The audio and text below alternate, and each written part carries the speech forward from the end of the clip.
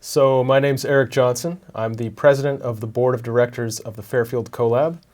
This is Kevin Riley, also a member of the board of directors of the CoLab. And we're here to talk about some of the things that have been going on, some of the changes that we've been having, what we're calling CoLab 2.0. So Kevin, do you want to maybe give us a rundown on what CoLab is? Well, what I love about it is that it's a little different for everybody. So I'm also curious about asking you what it is to you, what problems does it solve for you. But in general, CoLab is a co-working space. And a co-working space is a place where like-minded entrepreneurs, and sometimes not like-minded, but similar in that they want to start a business or grow their business or network with others, people can all work together in the same space and share ideas, share resources, share amenities. That could be like the printer, the internet, well, we don't use fax anymore. Printer and internet is a pretty big Coffee machine. Those are probably the three main things. Coffee machine. Conference room is big. Right. That's one of my favorite things about a co-working space. So because you have all those things shared, the barrier to entry is really low. So a lot of people can come in, even if they're not sure about this idea, but they really want to explore it. They can explore it with other people, and they can do it really inexpensively. And they're basically like plugged in. You can show up with your laptop, sit down at a desk and start working. Or you can rent an office. You can become a member, and there's different ways that you can be involved in the space. Different tiers. Yeah. Yeah, I always like the idea that CoLab as a space is something that you can graduate from. You can move up the chain, start out with the lowest level of membership, which is very inexpensive, super low commitment. Basically, allows you to use all those amenities, all that common space, but you don't get like a private personal desk, you don't get an office. It's just kind of wherever there's space to set up shop and work. And then, if you feel like you're being a little bit more successful, your freelancing gig is growing, your company's growing, whatever it is, you can move up and get a private desk.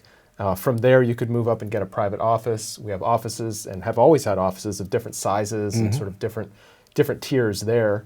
And then ultimately, if your company grows enough, then you graduate from CoLab. You have to move into your own office spaces that you own or that you rent from a bigger space. So we kind of like that idea that it's like an onward and upward trajectory. We can support you at every point from being an individual freelancer who maybe your alternative is working at the library or working at a coffee shop, but you want something a little more professional. In your basement, yeah, a little bit more amenities, a little bit better to meet with clients. And we can support you right up until that point where you just literally outgrow us. So that's always something that has really appealed to me, that there's something for most of that journey, And then once you're big enough to need your own space, then you probably don't need the support of a place like CoLab as much anymore. Yeah. But even there, we've got, networking events. We've got, different types of mixers, different types of classes. We've just always had a big menu of options for events. So even there's something for the broader community of entrepreneurs and business people beyond just the physical space. Yeah, events have been a big part of how we get more eyes on the CoLab and let people know about our mission. And educational events especially are a lot of fun. People can come in to learn how to promote their business with social media, or maybe they're interested in basic accounting or something. We've had a whole list of different instructors come in, and Indian Hills College had a guy that came down here for a little while, and that was he put on a whole series of, 101 business type stuff. And I'm excited about the marketing kind of side, those types of events, helping people market their business and figure out who they are, what their place is in the ecosystem, that they're in. So I love that, getting to know different people and then getting to work around them. You see people working, like yourself. I see you're working with all different kinds of clients. You get a feeling for different people and what they do.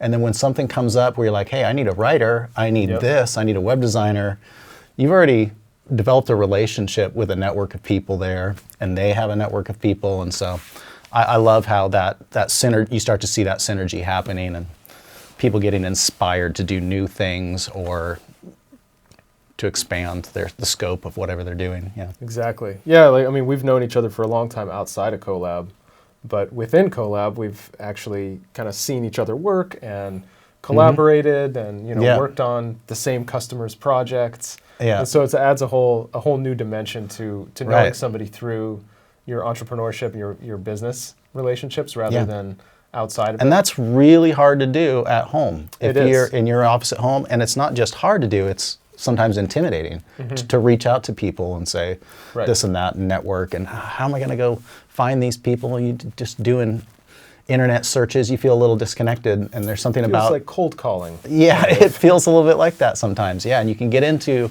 too much in your head, I think, as an entrepreneur or a solopreneur starting up a business at home or on your own, so CoLab solves a lot of those problems. What do you think is the biggest problem it solves for you? For me personally, I would say initially the reason why I wanted to move into CoLab in the very beginning, it wasn't so much the social aspect and the community aspect. That came later. Initially, it was a distraction-free environment. You know, kids, dogs. It was just not really possible to get serious hard work done at home. Yeah. And I used to, do the coffee shop thing when I was younger and work in coffee shops, and I just got really sick of kind of carting my laptop and stacks of paper. There was more paper at that point in my career, I think, but just stacks of paper and pens and laptops and just too much gear, and then end the day being too caffeinated and having spent too much money on treats. And it's expensive to buy coffee at the shop every day. It is. It adds up. So I wanted a distraction-free work environment initially, and then over time I came to really love the community. Specific people. I mean, obviously you and I have been friends a long time, but there's other people that have been at CoLab a long time and they feel like close friends and colleagues. Even if we don't necessarily work together or really hang out much outside of the CoLab environment, we're all very close at this point. Yep. And then there's always like a wonderful flow of new people. So the community aspect has become really important to me. But initially it was just very much, I need a distraction-free work environment. I don't want to work at the library. I don't want to work at a coffee shop. I've kind of been there, done that. And that was the obvious place to go. And it was wonderful that we had it. And you have an office there. I do have an office. So yeah, you have the option to close your door. Right. Or leave your door open. Yeah. That's great. Yeah. I wanted to back up for 1 second and ask you, though, you mentioned our mission statement, our mission. How would you sum up our mission? I've been thinking about the question why in relation to branding and all kinds of things, and it might be even time to do another one of these workshops where we sit down and we just kind of workshop another mission statement, because it's fun to kind of revisit that idea and think about what is. But at the heart of what we do, this isn't the why. The CoLab is an open workspace that incubates connectivity, productivity, and creativity. So incubating, creating the space where all that stuff can happen, and then hoping it organically evolves in whichever direction the members of the CoLab decide to take it, because it's a nonprofit organization. Everybody there is volunteering their time, and there's like this spirit of help each other out that's just alive in the space. So it can go in different directions. It can change. And the mission of the CoLab could be more specific over time. We'll see. But I think that needing connection and needing community in order to be more resilient, I think, is at the heart of why we do it, because we talked about how it's hard sometimes to be effective on your own, and you feel disconnected. And then if you think about natural systems are effective because they're connected throughout, and sometimes in invisible ways. But there's a foundation, there's roots, and there's space to grow into. And so the CoLab and the connectivity it provides, I think of kind of like a little more organic, like a natural system like that. It's not well defined. We don't have specifics. You don't have to work this way. You don't have to do it like this. Right. See what works for you. See how you connect. See how you fit into that system or that space. So I think that's at the heart of why we've created this space. What you were just saying about the organic nature of CoLab, how the very mission statement of CoLab, what it is, all those things are determined not by a set of policies or rules, but really by the membership itself. That reminds me of something that you told me. You were there at the founding of CoLab. I joined a few years later.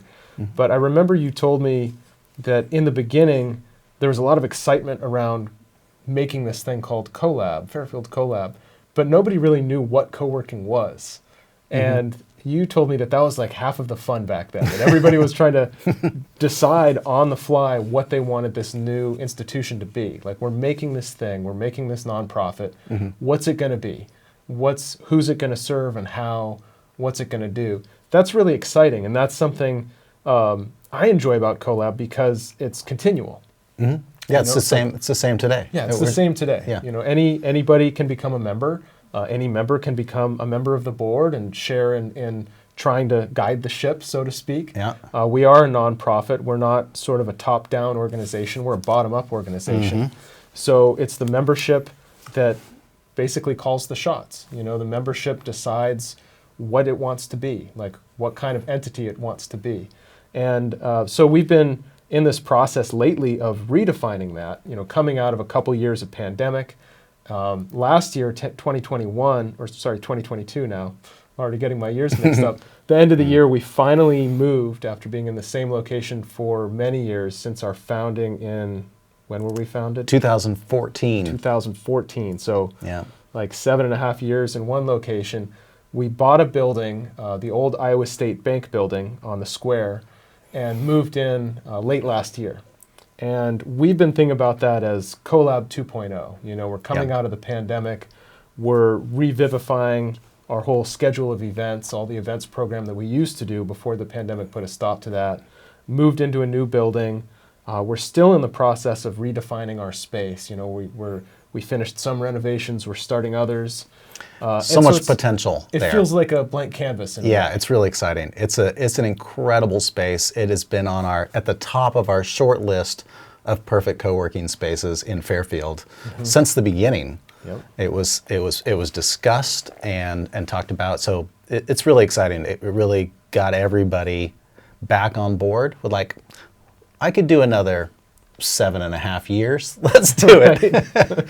But having said that, I would still love to see it continue to evolve, you know, out of my hands into whoever decides they want to run it. And one of those things I'd love to see the CoLab have in the future is a permanent director, you know, somebody who's paid to do that, because it's a lot of work. There's a lot of moving parts, and it's all volunteer right now, but I think it would be an incredible job, an incredible position.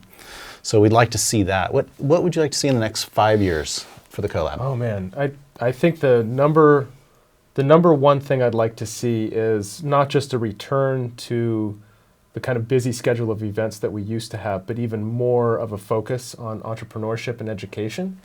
So we, in the past, Kevin, you mentioned some of the great events we used to do. We also did a lot for kids. We did middle school events, high school events. We had events for university students. We did things like Shark Tanks, where kids would have to, you know, put together a business plan and a pitch, and pitch us as a group of sharks.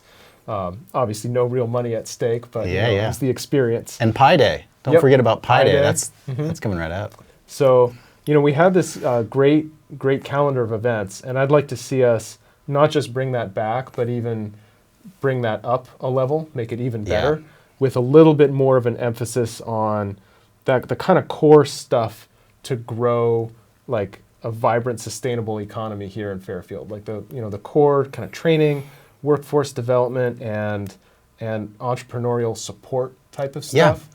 And to that end, we've started developing partnerships with other like-minded organizations. Traction Steam in Mount Pleasant. Yep, another co-working space in Cedar Rapids. Yeah, both co-working spaces. New Boco is very large and you know, well-funded and sophisticated in terms of its programming compared to some of the smaller ones like ourselves and Traction Steam. And you know, we're collaborating on events with both of those groups. I think that's really exciting, and I'd love to see where the events go. Yep. And then the other one, like you mentioned, some of these kind of new things, I don't know how all of the different maker spaces and co-working spaces fit together in Fairfield, but I want to see a new emphasis where it's not just each are in their own silos of what they do. You know, Breadtopia provides space for food.